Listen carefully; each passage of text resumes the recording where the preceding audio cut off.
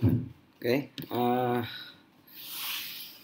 bertemu kembali dalam video yang seterusnya. Video ini saya membincangkan bab kebarangkalian.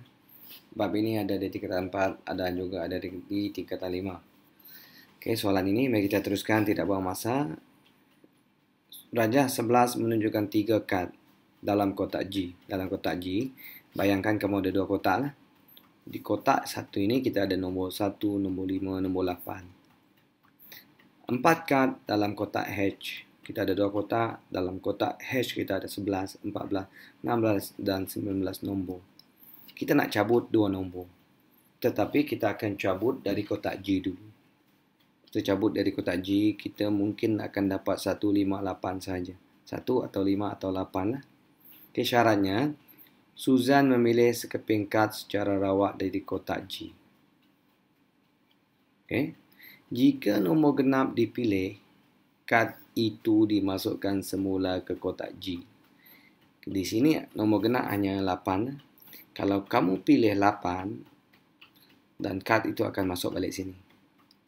Okay. Jika nombor ganjil dipilih, kad itu dimasukkan ke dalam kotak H. Okay. Kalau nombor ganjil, kalau kita cabut 1, lepas kita cabut dari G, kita cabut 1. Dan 1 ini harus disimpan di sini.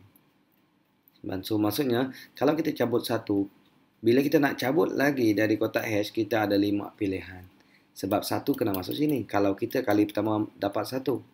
So, di kotak hash kita akan ada 1, 11, 14, 16 dan 19. Begitu juga kalau kali pertama kita cabut 5, di kotak hash akan ada 5. 1 tadilah.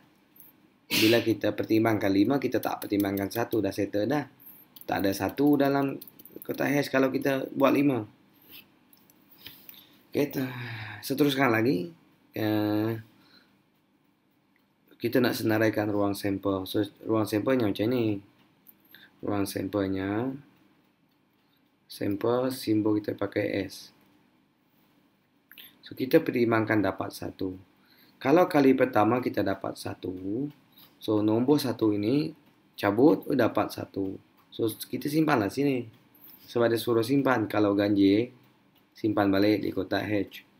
So, bila kita nak cabut di kotak H, kemungkinan kita akan dapat 1 untuk kali kedua cabutan.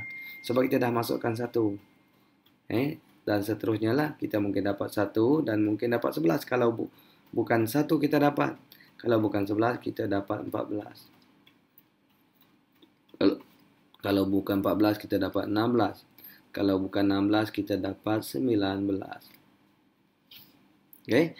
Ini case kalau kita cabut 1 kali pertama.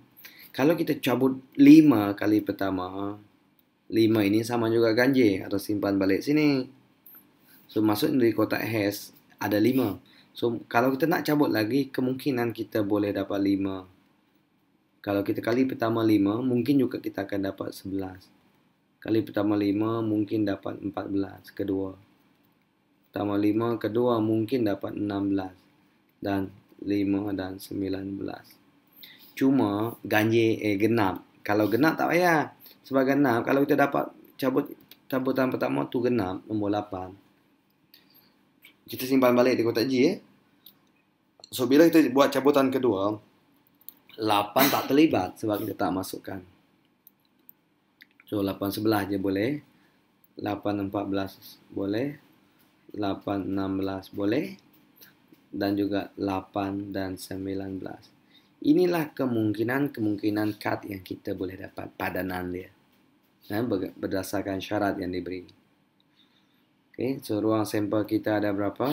So, kita kira lah. 1, 2, 3, 4, 5, 6, 7, 8, 9, 10, 11, 12, 13 dan 14. 14. Kira lagi takut salah. 1, 2, 3, 4, 5, 6, 7, 8, 9, 10, 11, 12, 13, 14. So, 14 kemungkinan. Okay. Sekarang proses memilih dari ruang sampel. Soalan B ialah dengan menyenaraikan semua kesudahan yang mungkin bagi peristiwa itu, cari kepada kalian bahwa Susan memilih satu kad berlabel dengan nombor genap dan genap dari G dan satu kad berlabel dengan nombor ganjil dari H. Dan kita ingat bila memilih ini kita ingat dan. So dua-dua situasi ini harus ditepati. Situasi pertama dia harus genap dari kotak G, maksudnya nombor yang sebelah kiri, nombor yang pertama. Nombor ganjil dari kotak H. Okay, untuk case ini kita anggap case ini soalan B1 B1. Case ini kita anggap dia A. Case A yang kita cakap ini adalah genap di kotak G dan ganjil di kotak H. So genap di kotak G 8. Ini 8 datang dari kotak G 8. 5 semua nombor sebelah kiri datang dari kotak G. So 5 tak boleh ganjil, 1 tak boleh ganjil, 8 boleh. Okay, tapi kena tengok sebelah dia 11. Dia nak ganjil dari kotak H. Oh boleh, 11 ada ganjil. Ini kotak G genap 8 tapi H dia 14 juga genap tak nak. Ini pun tak nak dan ini. Kita hanya ada 2 saja.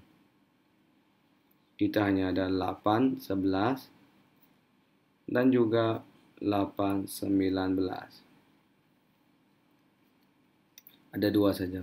So kejadian yang dalam syarat ini kita hanya dapat 2. So kebarangkalian untuk dapat case yang dikehendaki ini yang kita panggil A ni lah. Kebarangkalian dapat A adalah bilangan kejadian A, NA, iaitu 2 bagi sampel, ruang sampel kita. 1/7 lah kebarangkalian kita. Okey, B2. B2 ialah kedua-dua kad berlabel dengan nombor ganjil. Ini senang ni. Kedua-dua kad berlabel nombor ganjil ialah ganjil 22, ganjil 22. Ini ada satu genap tak nak, ini dua-dua ganjil, ini dua-dua, ini tak nak. Ini sebab 8 adalah genap. Dia nak kedua-dua ganjil, ini kedua-dua ganjil, ini dua-dua ganjil. Kita hanya ada 4. Senaraikan dahululah. So case ini, kedua-dua ganjil ini kita boleh pakai huruf B. So senaraikanlah. Senaraikan 1, 1. Ini dua-dua lah maksudnya. 1, 1. Kedua-duanya ganjil. Kita ada 1 dengan 11. Ini pun dua-dua ganjil. Kita ada 1 dan 19. Dan kita ada 6 semuanya. Minta maaf, tadi saya cakap 4. 1, 19. Kita ada 5 dan 5. Kita ada 5 dan 11.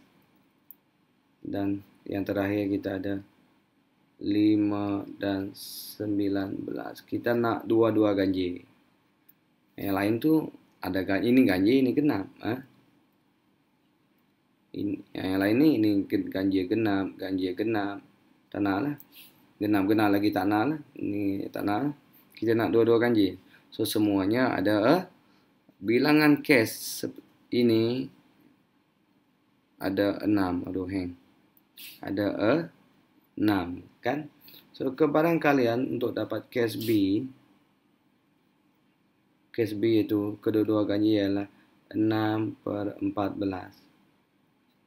Ini pemudahkan 3/7. Oke, itu saja.